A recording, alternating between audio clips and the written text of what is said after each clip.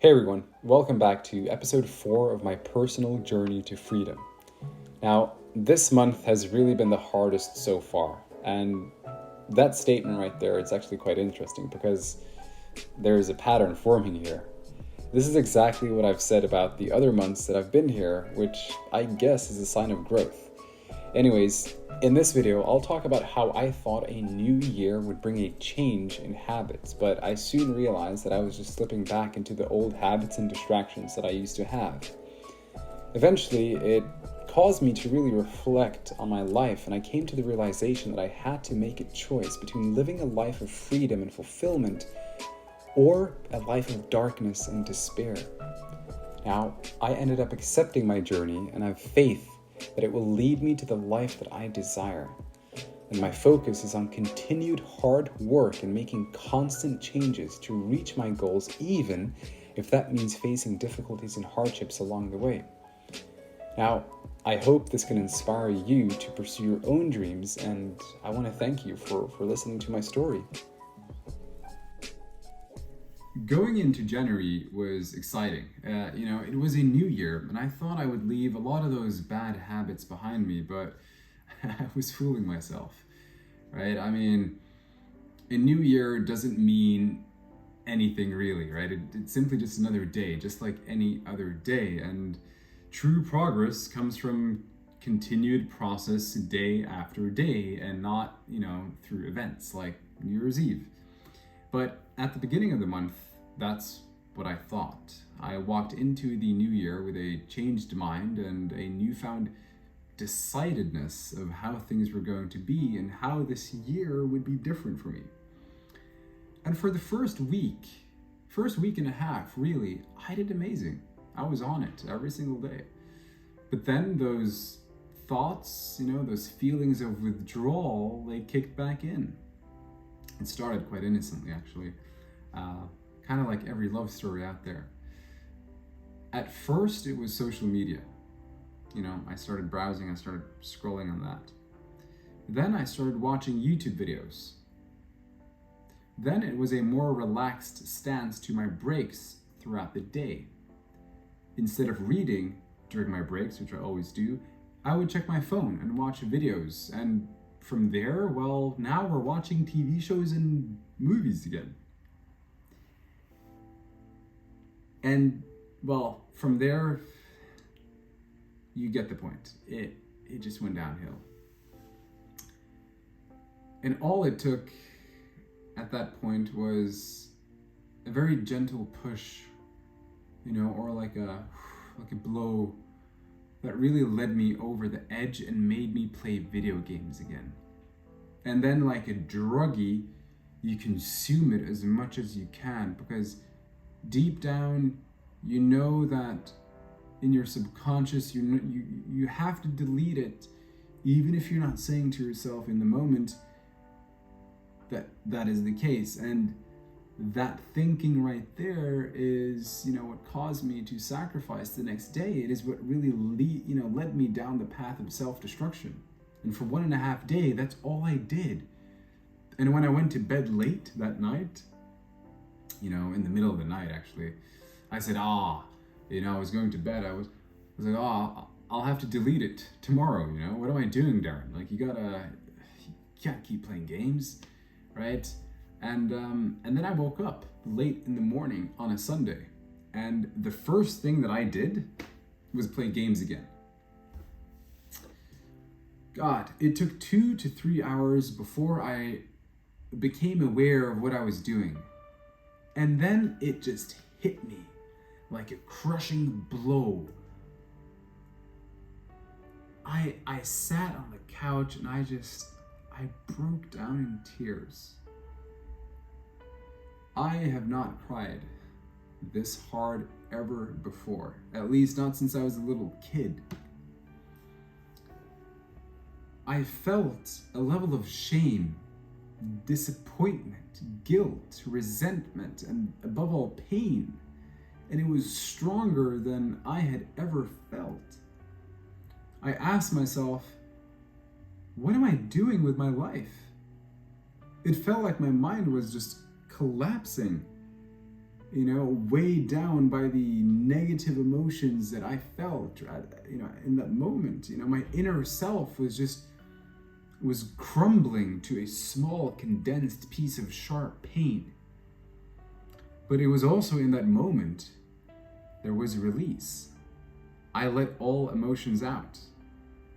I screamed, I wailed, and then there was silence. I realized that I'm doing this for me, no one else. This is what I want.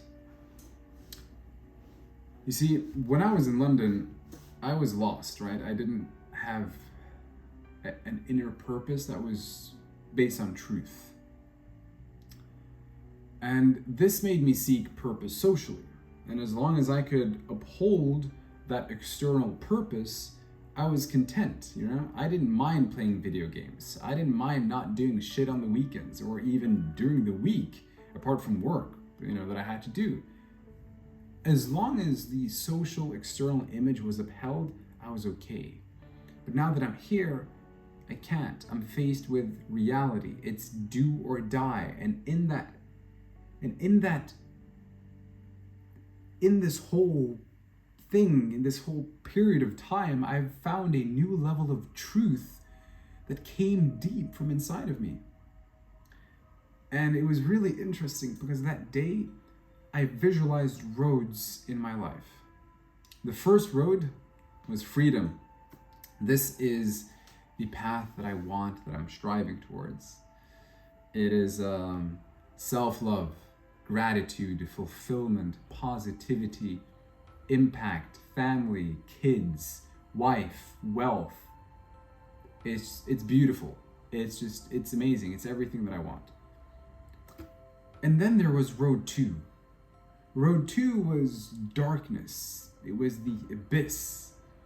And this manifested itself as depression, no life, no family, games, drugs, porn, debt, no woman, no social life, suicide, and just death. It was terrible. I saw it very clear, very vividly, how my life would look like. If, of course, I kept doing what I did. And then there was a third road that opened up. And this was a normal life. The life I was raised to follow, the life the majority is meant to follow. A career, get a good job, mortgages on your house, stuck in one job, one profession. Save your money, invest in your pension, and don't, by all means, spend money on your lattes or coffees every day, right? Those $4 or £4 or 40 kroners or whatever, they add up, you gotta save. Retirement at 65. Hallelujah. I looked at those options and the choice was easy. And in that moment came acceptance. I have accepted the road I am on. I have accepted the temporary inconvenience in my life. I have accepted that my life will be hard for the following years, financially, socially, mentally, right?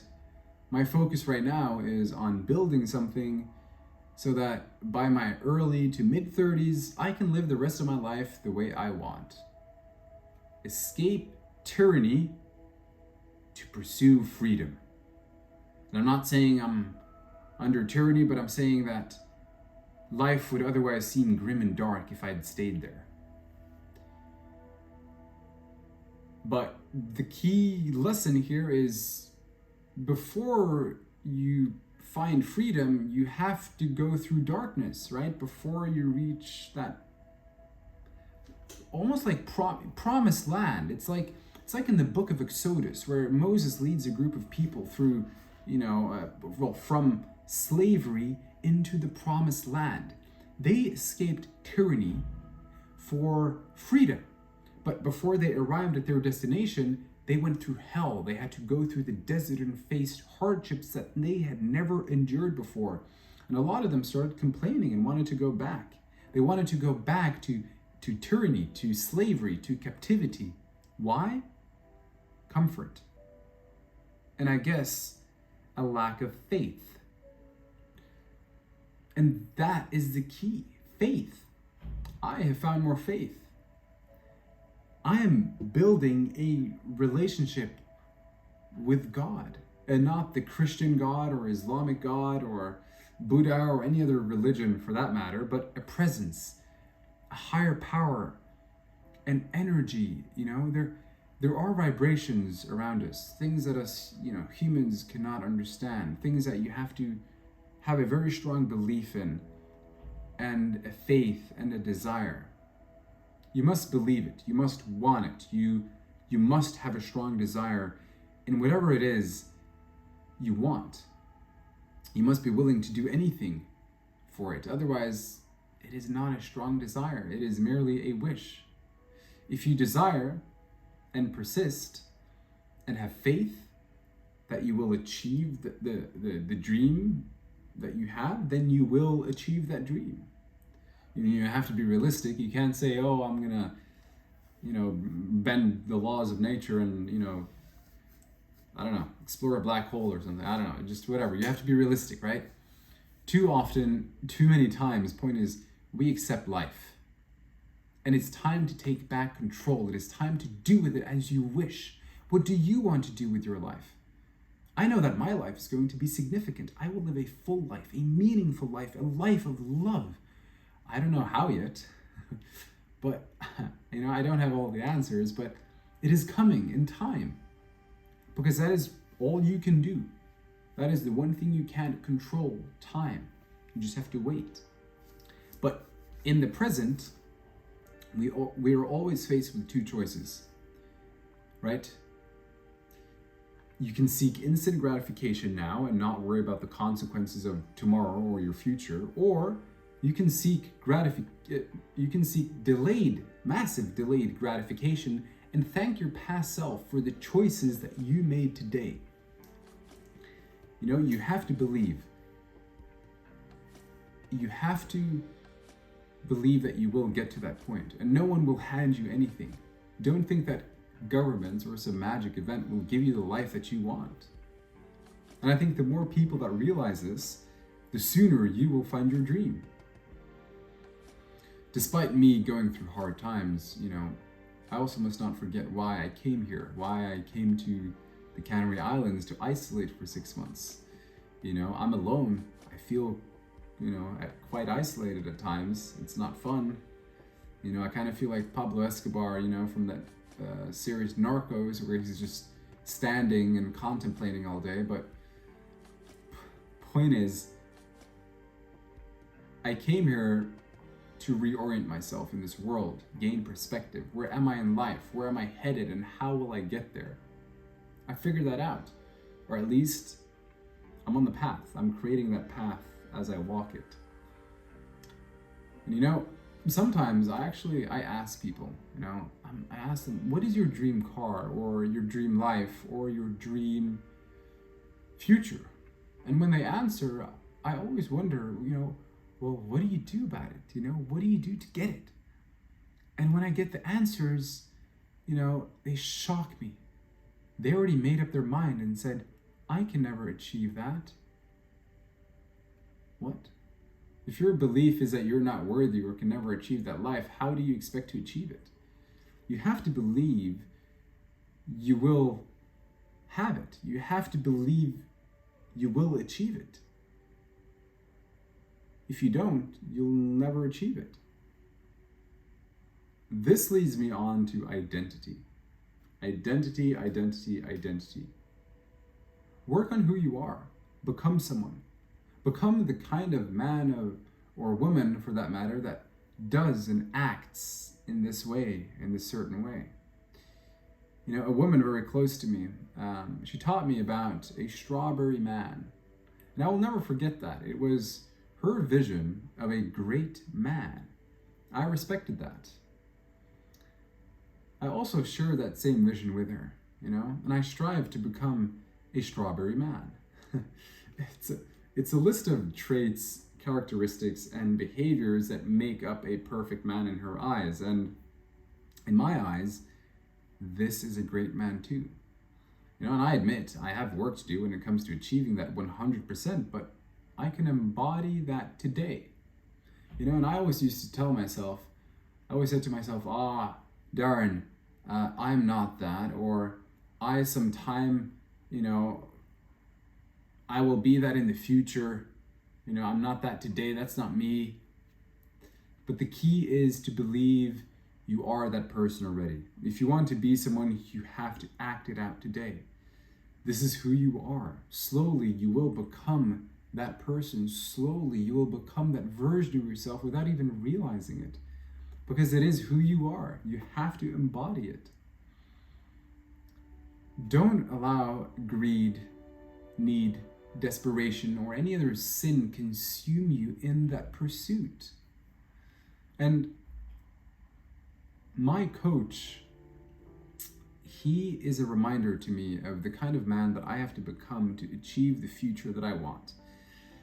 When I applied to be coached by him, he said one thing that really stood out to me, and that was, and I paraphrase here, by the way, but before you become a rich man or a rich person, you first have to become the kind of person that can attract those riches. The type of person, your identity, who are you? Do you believe you will achieve it? Do you believe you will have success? Right? Don't let anything hold you back in this world. And what you feed your thoughts and how you think will decide, because that decides what you seek and the choices that you make. And those choices and what you seek will be aligned with what you desire. And if you desire something great, then you will find something great. And, for those that are familiar with this book, a lot of these concepts of desire and faith I've also gotten from a book called Think and Grow Rich. It is something that really, it speaks to me, but it also really makes a lot of sense when you think about it, right? It's, if you in your mind have made up and said, I'm not going to achieve that, how will you find the solution to actually achieve that? Because you can always wish, but you will never achieve that, right? Regardless, I continue to strive, right? I continue to work hard, and things are going well. It's still hard. It has been hard, but that's okay. And it's supposed to be hard. All I can do is remain humble, modest, and honest in my pursuit for freedom and wealth. And one thought that makes me really happy, and I cannot wait until I have the knowledge to teach others of the road that I'm currently on, what to expect, what to do, what to avoid. Yeah, I always try to keep these videos under 15 minutes. It is often tempting to speak longer and just keep going on the rant, but yeah, I think this is a good time to close it. So thank you for watching, and until next time. All right, bye-bye.